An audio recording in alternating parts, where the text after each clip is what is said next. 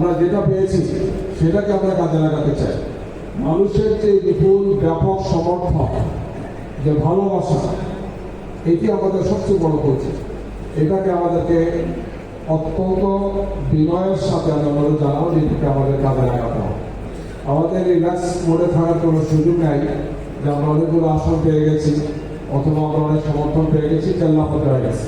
না, এদেশের মানুষের প্রত্যাশা অনেক অনেক এবং অনেক বেশি। আমরা আগামী 5 বছরের জন্য প্রতিটি বাড়ি, প্রতিটি ঘর, প্রতিটি মানুষের কাছে আমাদেরকে দিনের এই দাওয়াত দিয়ে একটি সুন্দর সমৃদ্ধ ইসলামের বাংলাদেশ প্রতিষ্ঠার দাওয়াত দিয়ে আমাদের মানুষের কাছে যেতে হবে। আজকে থেকে সেটা আরম্ভ করতে হবে। এটা নির্বাচন আসলে আবার নতুন করে নমিনেশন হবে, আমরা আরম্ভ করবো বিষয়টি এমন নয়।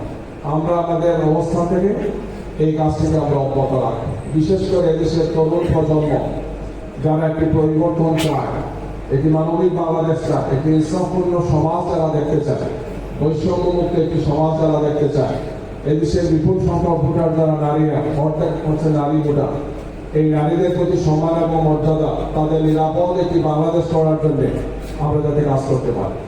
এটাই ইসলামের শিক্ষা, এটাই কোরআনের শিক্ষা, এটাই রামাদানের শিক্ষা। এটাকে যাতে আমরা আমাদের দৈনন্দিন জীবনে, আমাদের প্রাত্যহিক জীবনে, আমাদের সামাজিক এবং রাজনৈতিক কার্যক্রমে যাতে আমরা এটাকে সামনে নিয়ে আসতে পারি। আমার দৃঢ় বিশ্বাস যে আলহামদুলিল্লাহ আমাদের চেষ্টার ফসল এই বিপুল সংখ্যক মানুষের সমর্থন। এই সংগঠন যেটি মসজিদ